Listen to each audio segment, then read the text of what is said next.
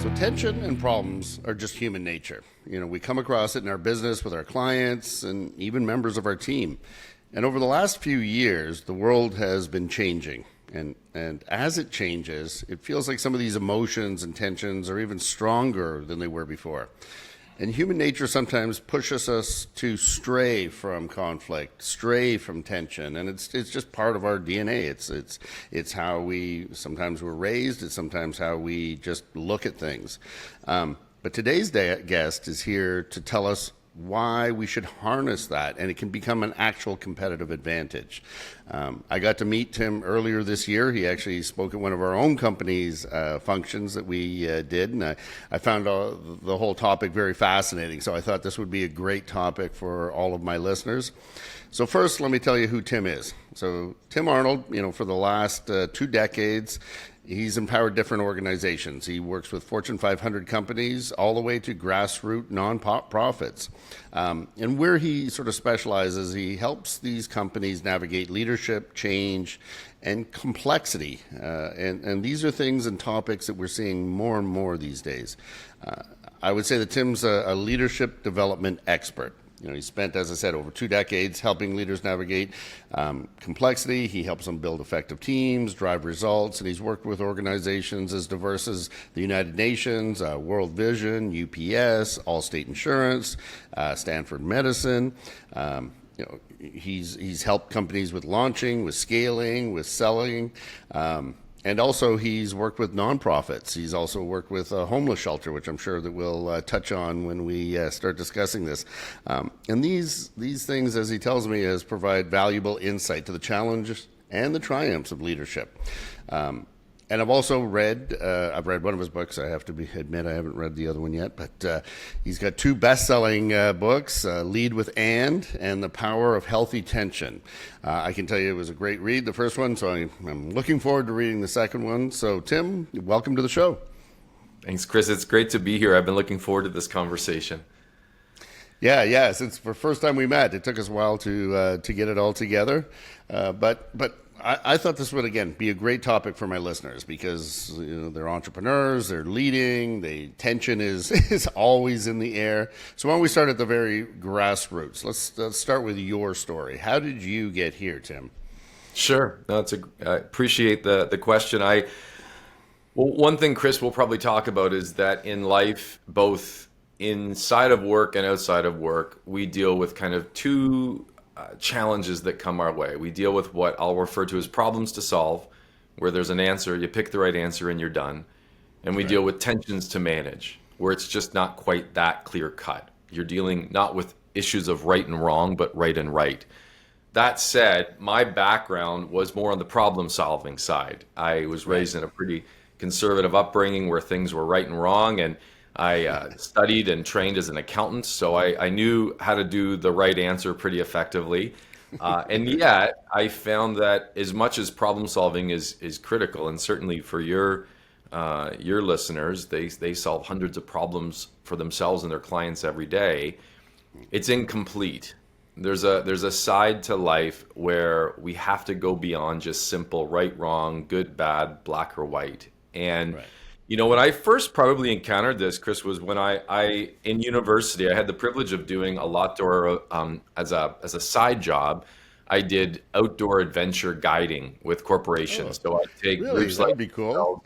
It was great. Team building, we go out to the woods or high ropes course or a paddling expedition. And, after these adventures, we'd have great chats about, okay, what did we learn there? And people, no matter who I worked with, no matter what activity I did, people would generally say the same things. Oh, we just need to trust each other. Or, oh, we just need to embrace change. Or, oh, we just need to have a leader. And I thought, it's almost like they don't need me for these answers. They're true, but there's more complexity than that. Yeah, we've got to trust each other, but trust means underneath the surface, we've got to be task focused, but we've also got to build relationships. When we talk about this idea of we need to communicate. Well, yes, we know we need to communicate, but what that means is we need to be both truthful and tactful. So the words we say actually get heard. And what I started to realize was sometimes when it comes to the big things in life, like leadership, like building an organization, entrepreneurship, we settle for overly simplistic answers when in fact we've got to lean into some of the complexity. I call them tensions to manage. And kind of like breathing, today you're going to breathe about 22,000 times. You can't choose inhale. You can't choose that. Well, you could, it just won't work. I was going to say not for long, anyhow. Yeah, exactly, not for long. And similarly, and consistently, in the work I do, when I work with leaders and I work with teams, I'd say, hey, when you're talking about things like embracing change while at the same time holding on to stability, or being flexible while at the same time being structured, these are things that if you pick a side and take a problem-solving approach, good luck. It's not going to serve you well very long. Right. And I got intrigued right in those university years, and as I started to work in and with organizations, what I realized was that we often do the problem-solving side of things well. We're trained to solve problems. We can pick the right answer. Where we lack is this ability to not to leave problem-solving behind, but to complement it with this ability to deal with complexity, to deal with unsolvable problems that instead of solving them, we've got to learn to manage them well. No, it makes perfect sense. And all the things you're saying, I've been to, retreats and company things and team building, all these things you said.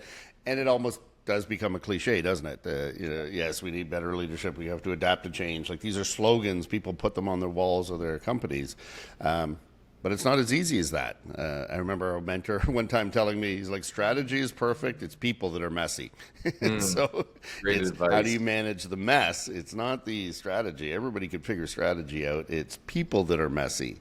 Yeah, and certainly one of the things we've seen, especially, I'm going to say, it seems like in the last few years, but it's probably been forever, but the world has become far more polarized than it ever has before. This tension, in the world in general, not just in the business side. So why do you think this polarization has happened? Why do you think, to your point, this so black and white, there's no even listening to the other side anymore? So what's caused this, and what are some of the challenges that have resulted, I guess?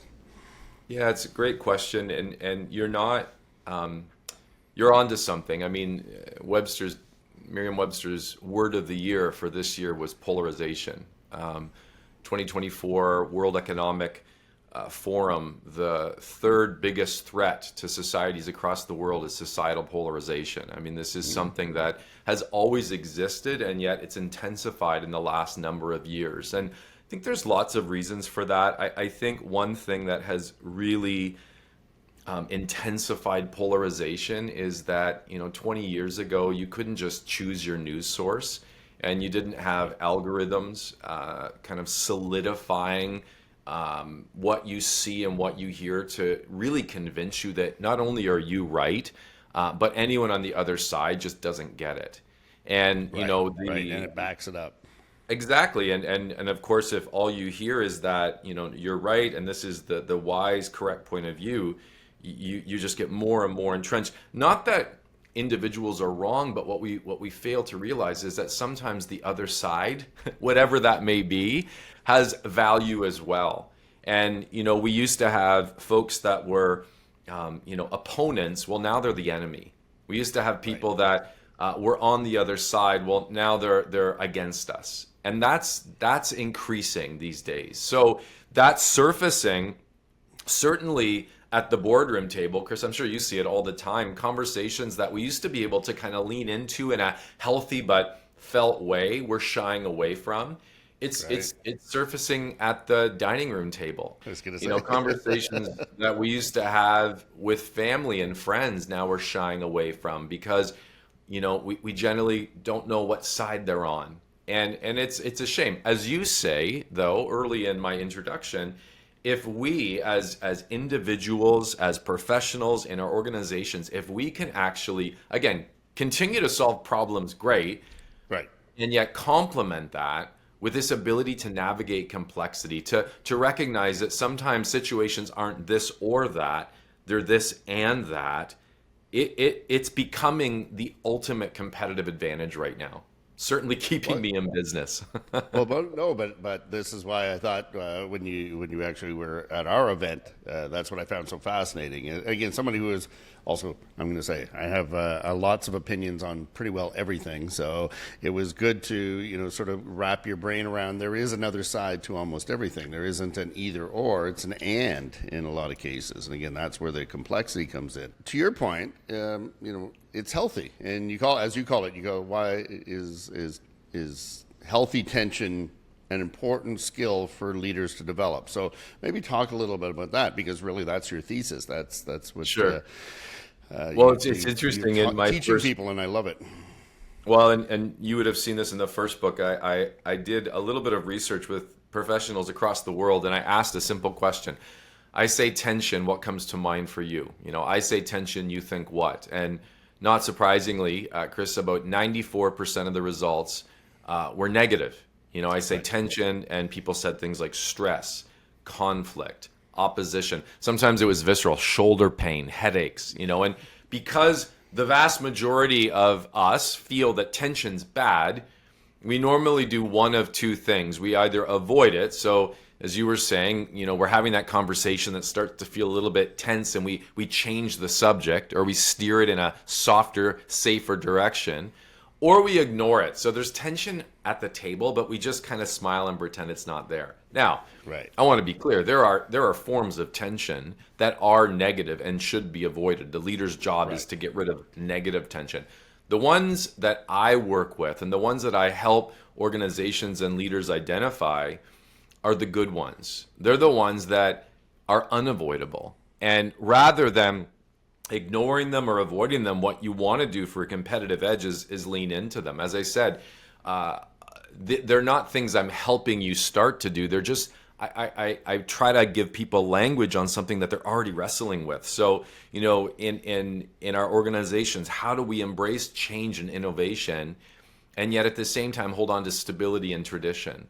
Right. How That's do we a good have example. a great example? And you'll never solve that, but in all of the work that you do, if you can not solve it, but if you can just manage it well, highly change, innovative orientation, and at the same time not losing what got us here, that's a winning edge.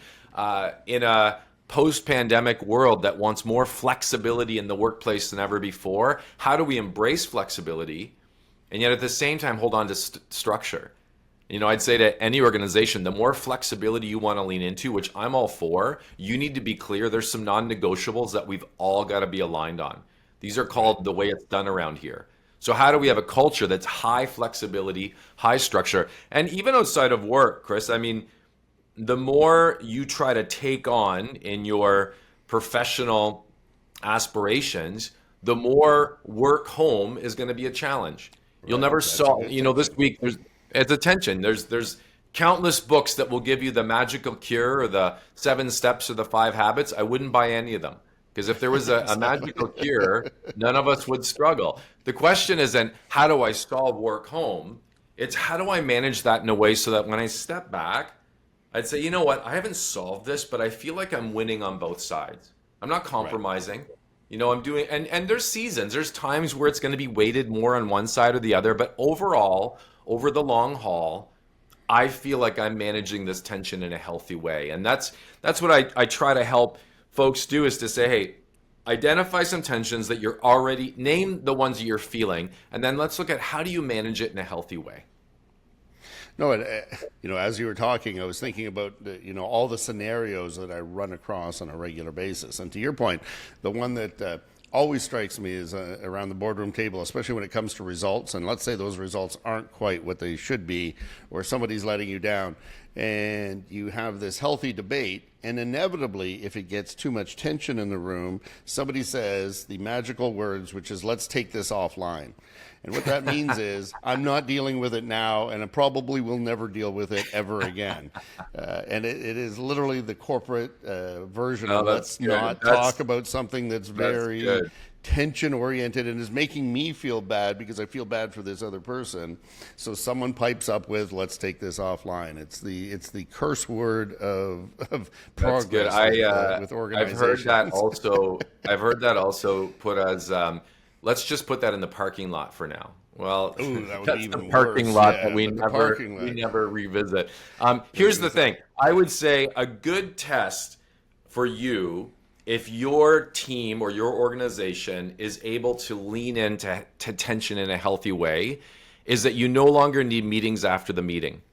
Normally what happens is we have this Yeah. meeting and then someone says, "Oh, we'll take that offline." But what that means is I'm just going to go talk to people on my side and say, that's never going to happen. Or the Right. moment that you can say, "No, no, no, we're going to actually have that conversation here. We don't have to all agree." One thing that I work with organizations to sometimes kind of just state is that rarely in a discussion, especially if there's a bit of tension, is there one right answer. There may be Right. five right answers. It's not about who's right, it's what's best. So I've got your Right. perspective, I've got my perspective. All of these are right, but what's best for us right now, which may not be mine. Now I'm going to bring it to the table. I talked earlier, Chris, about change and stability. I know intellectually that an organization needs to fully embrace change and fully embrace stability and tradition. I'm just a change person, which Right. means in the meeting, about 9.9 times out of 10, I'm going to be the idea of like, let's do this, let's try this. How can we not do this? And yet, if I got my way all the time, we'd be the next blockbuster. Right. I know exactly, if rowing the boat is the metaphor you want to look at, the oar I would use all the time is the change oar. And I'd go in circles. So I'm going to bring my perspective, but I have to recognize that it's not about me getting my way all the time. What I want to hear is let's just fully weigh in and push back so we can wrestle with all the kind of big picture. Right. And then together we're like, you know what? For us right now, that's the best call. No, and I see that. Like again, I work with, I have a pretty good team, but when we're really on fire is when everyone has an opinion and everybody's throwing it out and everybody is really passionate about it.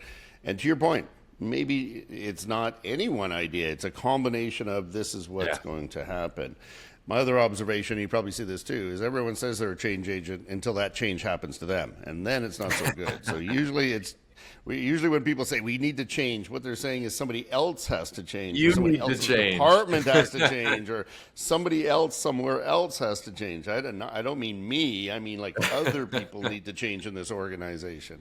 Yeah, So, good point. again, that healthy tension, and I've been part of this, is a great dynamic when it's working well. Like when everyone respects each other, when everyone doesn't have a hidden agenda, when the only agenda is the betterment. And my big preaching is, does this make it better for the client? Not better for us, not better for our employees. It doesn't make it better for the client, and then we can work everything else out. But if you have that, sort of that, everyone has that North Star, that tension can be a great thing. But to your point, it can also be that uncomfortable boardroom, that uncomfortable dining room table where, again, people Absolutely. have different ideas. Yeah. Now, is that why, it's human nature, because we don't like to feel bad. So people often turn away from tension because it's so uncomfortable. But, it really is a competitive advantage. But maybe you can talk a little bit about why people feel so bad whenever any tension comes up, and why they try to avoid it, and why it's parking lot or take it offline. Why does that happen? Sure. Well, I'm not going to go super deep into biology or evolution, but I will tell you that we are wired to run from pain. I mean, we are taught, and some of it's taught, some of it's just instinct, that if you touch an hot object, get your hand off it. So Right. that inner drive to flee from pain serves us well. It keeps us alive. The problem is sometimes we apply it to every situation. And Right. this is not me touching a hot element. This is me in an uncomfortable conversation. But that same instinct of, ooh, this is bad, I've gotta move back, kicks in.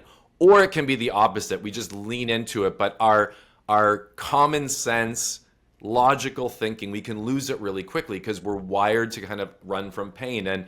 And certainly there's lots of situations in life where you want to be in your comfort zone. You want to relax, you want to just feel like, ooh, this is my flow zone. I can do this effortlessly. And yet my favorite quote of the last decade, it's author Susan David. She says, "Discomfort is the price of admission to a meaningful life."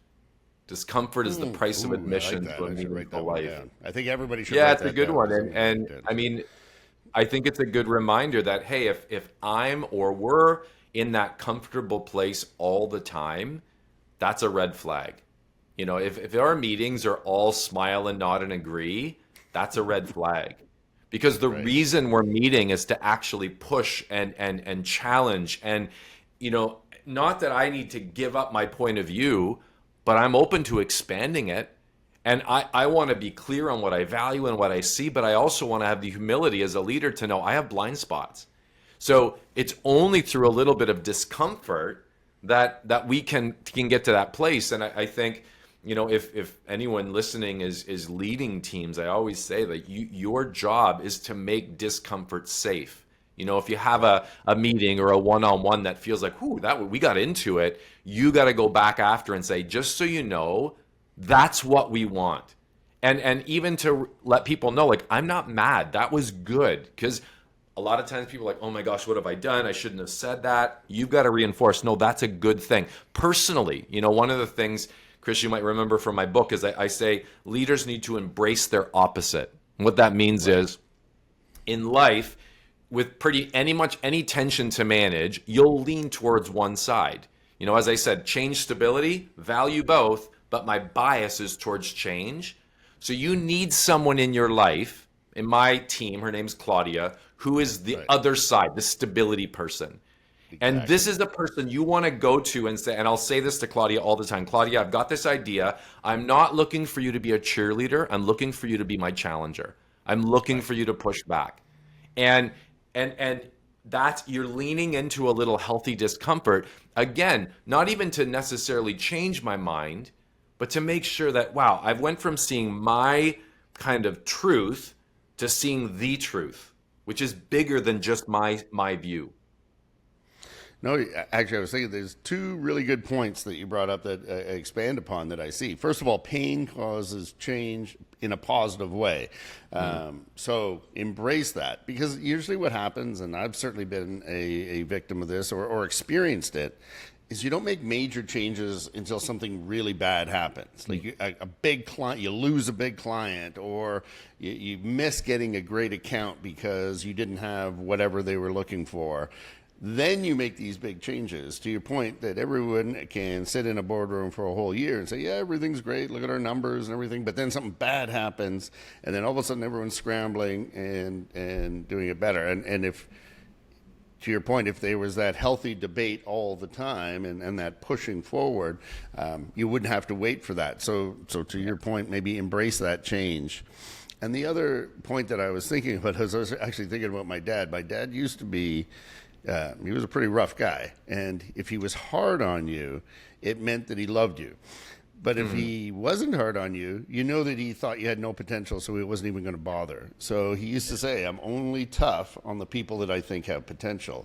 And, once he said that, then you took everything he said not as, this harsh criticism anymore. It was, no, he's actually trying to make me a better person. And certainly all the other people that he had in contact. And I've had that conversation a few times. I'm like, if I seem hard on you, it's because I think that you could do better. And that goes to that healthy tension as well. Well, the interesting thing is it's this paradox, because I think sometimes we avoid tension in our conversations, in our meetings, in our relationships, because we want to kind of quote unquote preserve relationship.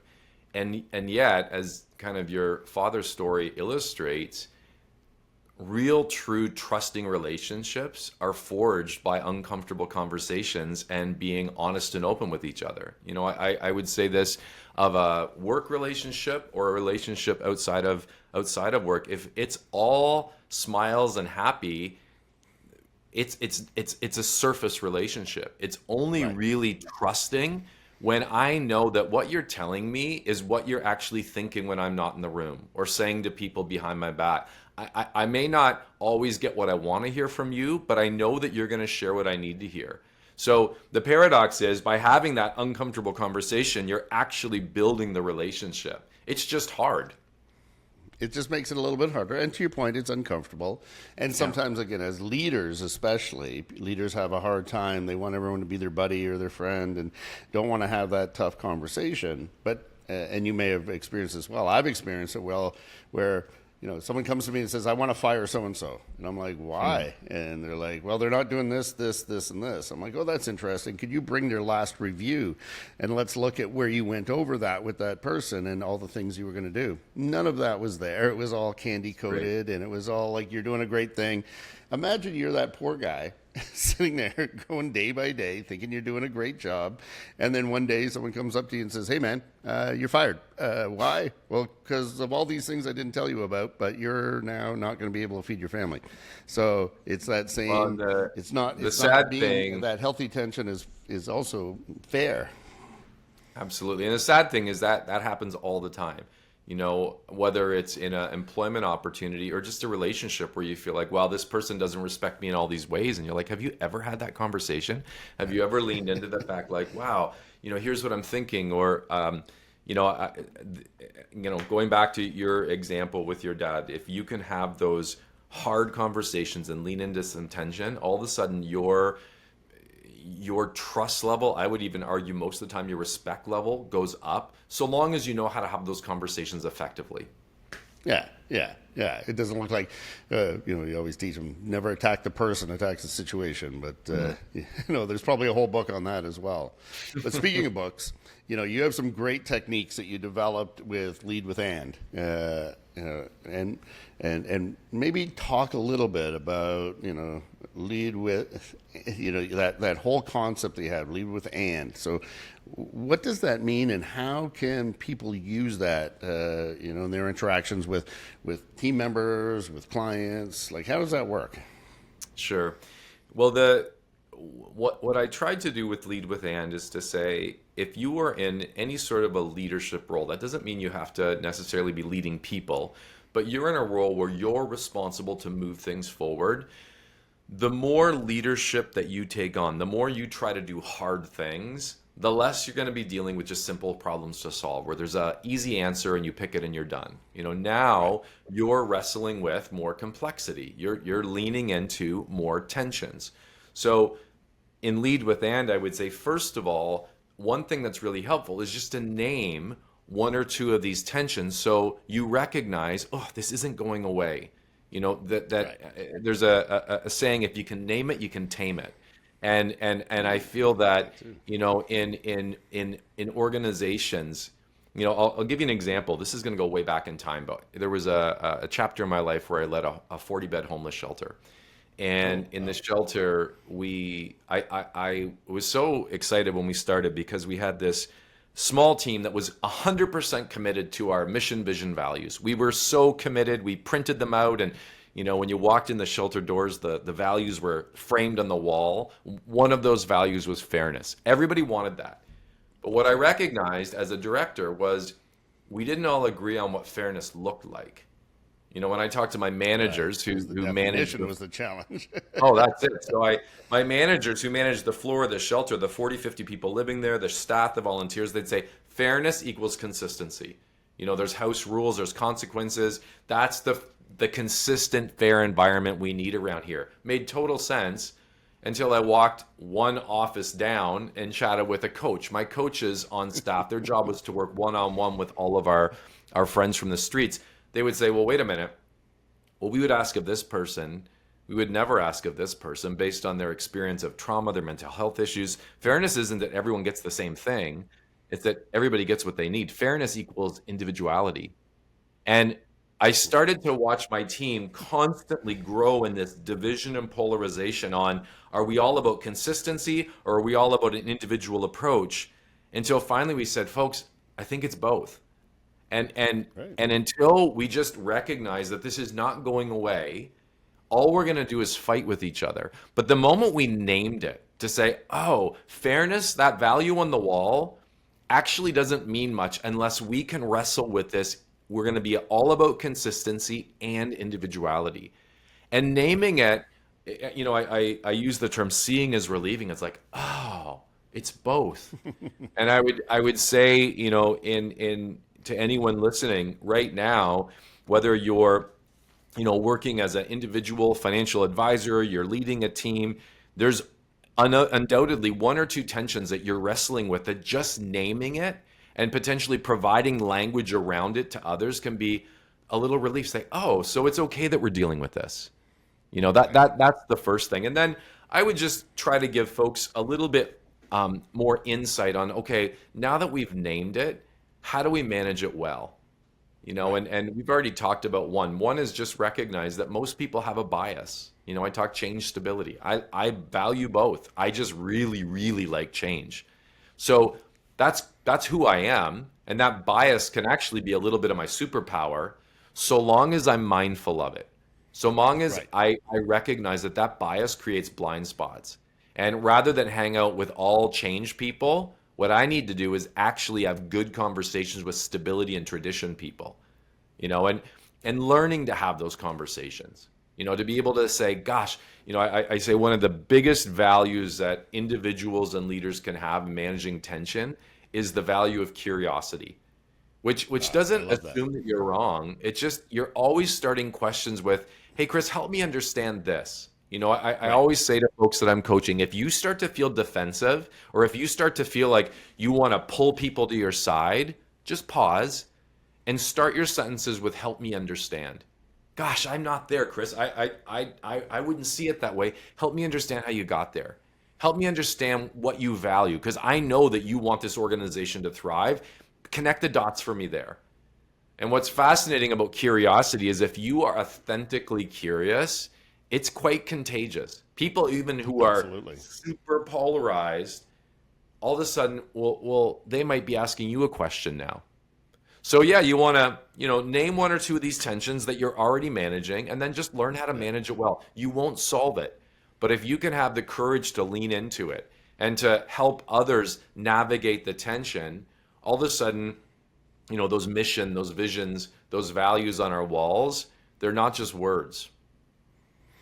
I love that. And because it is true, like you see so many organizations, ours included, that have these mission statements, and yet, I think that if I went around the organization and asked people to name what this meant and define it and how it applies to them, and then, to your point, went across the to the next office, pretty sure a lot of times it would be very, very different, and certainly different from what the intent was when we all sat around some retreat and did it did it at that time. 100%. As well as, and I love your point about curiosity, and the most interesting people I know are the most curious people. They're curious about everything. Why does it work that way? Why does it happen that way? Help me, to your point, the greatest question is, help me understand how you're thinking it's going to go this way versus this way, and what evidence do you have? And I think that if more teams led that way and we're more curious, as opposed to sometimes it's a fight of egos, sometimes it's a fight of opinions, but I think, to your point, you can get to the right answer for the business, and the business is always about the customer. Mm-hmm. And so let's dive into the, most of my listeners, I would say, or a big chunk of my listeners, are in the wealth management business. How would they use these skills and that mindset with clients, for example? Because they probably have to deal with a whole bunch of tensions, as you can imagine, especially in the new modern financial family dynamic that people have these days. Maybe you can think of some tips for them. Sure. And what I can do is just share with you a little bit of what has really resonated with advisors and folks in wealth management that I've worked with and I've coached. And then you can tell me if it resonates with you, and we can have a chat about that. I think one tension to manage that you need to be great at is that you need to be both highly optimistic and highly realistic. So I'm coming to you, and you need to provide me optimism that I believe. Optimism's contagious as well. There is hope. This can get better. The future is bright. And yet realism is this ability to sometimes have uncomfortable conversations, to sometimes have me face things that I'd rather ignore. And what I've seen in terms of advisors that really stand out is, first of all, they weren't one or the other. Because the moment that you're all optimistic and not realistic, you're naive, or people think your head's in the clouds. But if you're all realistic without optimism, I don't want to work with you because you're bumming me out. Yeah, I was gonna So say you're a drag every time I see you. right, right. So the question is, and it's not about compromise. Like, how do I do both a little bit? It's how do I show up with high optimism, high realism, and know your bias. If I'm someone who leans on the optimism side, so I'm thinking in advance. How do I also make sure I bring the reality testing into this? But I think that's one tension. I don't, does that resonate with you? Does that optimism, realism? Absolutely, because at any one particular time, let's look at earlier in the year, you had a whole bunch of changes that happened in the economy, and the markets went down. And of course, what's everyone's first reaction is, let's sell, let's get out. It's going to get worse. So you need to have that, okay, let's look at why that is. Why is it going down? But you also have the optimism of, let's look at the fundamentals. Let's look at where the future can lie. And, I think that we guided people in the right direction in that particular case. But, I certainly see where that's going to happen all the time in the relationship that you would have with a client. Yeah.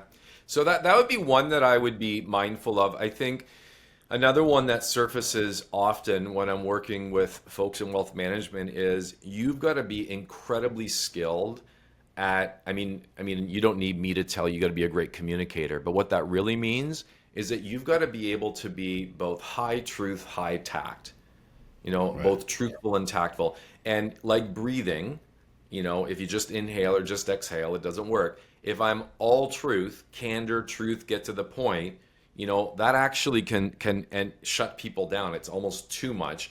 And yet if I'm all tact, relationship, diplomacy, I'm not having the conversations I need to have. So Right. the best advisors I've worked with are so skilled at being clear and candid and getting to the point, and yet doing it in a way that's really respectful and diplomatic.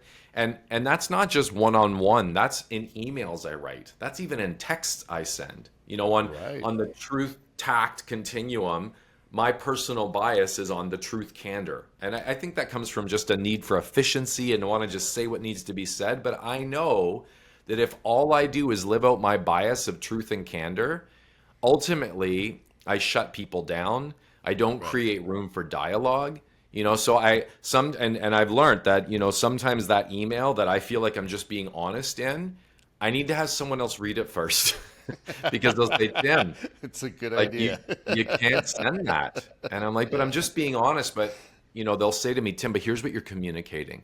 And it's like, gosh. And it's because, yes, I'm truthful, but my blind spot was the diplomacy, the care, the tactfulness. At the same time, if you naturally lean towards tact and diplomacy, that's a gift. That's a superpower, so long as you are pushing yourself to integrate that truth and candor. Because if you don't, ultimately people lose the message, or Right. they don't really, you don't get to what they need to hear. So I think in communicating, truth and tact is one. The other one, and I don't know if this is perfect language, but I find that in great advisors that I have done some coaching with, they've been unbelievably skilled at managing the tension of competition and collaboration. You can tell me if I'm wrong, but I think a lot of folks in your space have a highly strong drive for competition. You want to win, you want to move forward. That's like sometimes within my group, sometimes just in the market. And competition's a great thing, but to the neglect of collaboration, it can start to work against me.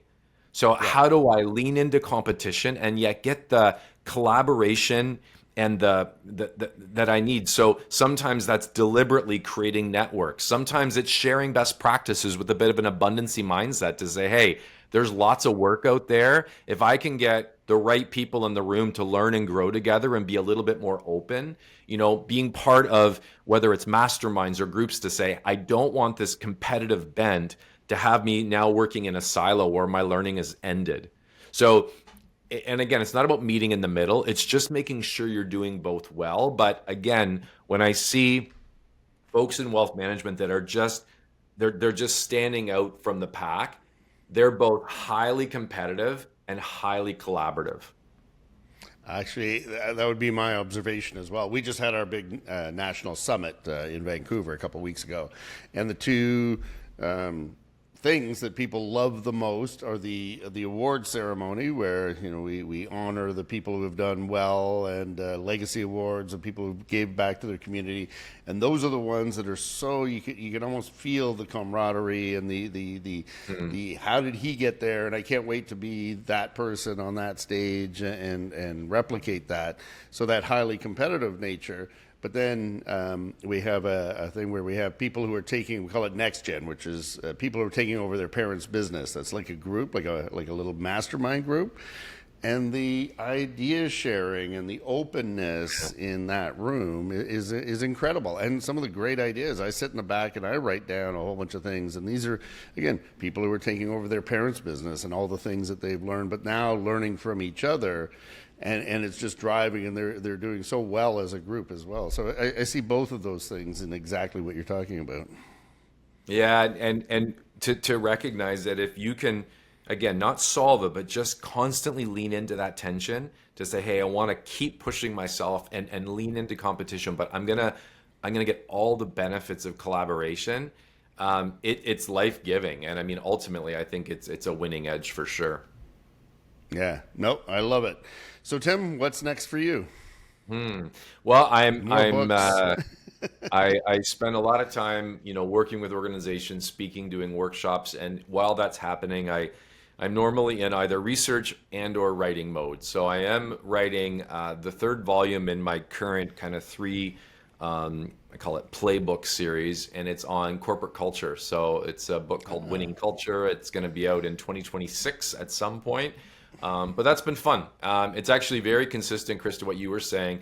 It's one thing to throw, beautiful posters on the wall and have really incredibly wordsmith mission statements, but does it mean anything? And, what I'm finding is that it does matter. And I'm a big fan of mission, vision, values, so long as we recognize the underlying complexities and we're allowing for tension to be kind of the breathing pattern that allows those values to come to life. And so that's what I'm having some fun with right now. All right. Well, I'm looking forward to that because tension, culture is my thing. Culture is what I live and breathe for.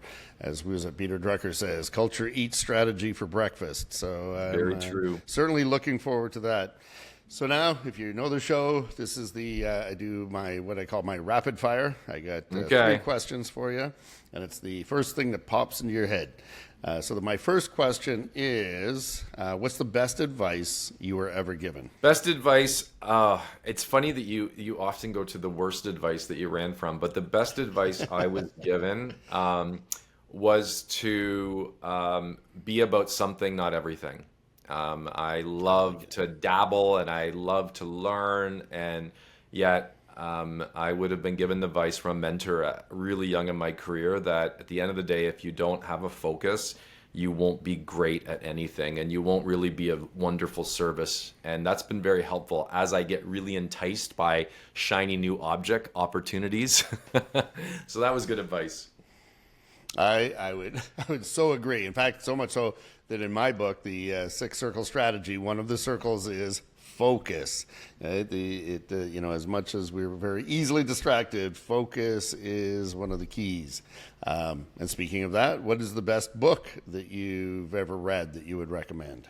So I'm going to go way back to, a book that for some of your listeners might be so old it's new, but I go back to Stephen Covey's 7 Habits. I was introduced to the 7 Habits of Highly Effective People in high school. It just came out, and I still to this day, and it's funny, I got 2 teenagers, and we have a few readings that we go through, and I'm like, hey, there's no miracle cure book out there, but if you just did these things, you'd be doing okay. And again, right. I think because it starts with values and having a true north, that book for me has stood the test of time, and it's still on my bookshelf. I would agree, and I don't know how many times I've read it. I love it. And finally, how would you like to be remembered? Legacy question. I would like to be remembered as someone who made a difference and was kind. And hopefully those things would be a package deal. Well, I think that's a very good way to be remembered. So let me tell you what I learned here, Tim. Tension is good. Not everyone has the same opinion, not everyone has the same view, but that's okay. We should embrace that tension. We should lean into it. We should try to be curious of why people think what they do. Use it, and it's not just to solve problems, because to your point, some problems are unsolvable. But by leading with "and," we can do this, and we can do that, and these things exist together, I think everybody becomes better. And whether this is an interaction with your teammates, whether it's interaction with a client, or even with a spouse or any other relationship, sometimes tension, and that tension of honesty, sometimes I'm going to say, can be difficult in the time. But I think if you can get through it, that builds real trust, and really make sure that everybody is going to the same spot. So I learned a lot today, Tim. Thank you very much. So Tim, if people wanted to contact you or find one of your books, what's the best way to do it? Thanks for asking. You know what? Tim Arnold, so Tim Arnold, ARNOLD.ca, not com, but .ca. You can kind of find about all my books and how I work with organizations and leaders. And reach out if there's questions that this podcast didn't answer. I'm pretty easy to connect with. So thanks for including me and introducing me to your audience. This has been a real fun conversation and honestly a privilege. Thank you, Tim. Tim Arnold, author of Lead with and The Power of Healthy Tension. Thank you so much for being on the show. My pleasure. Have a good day.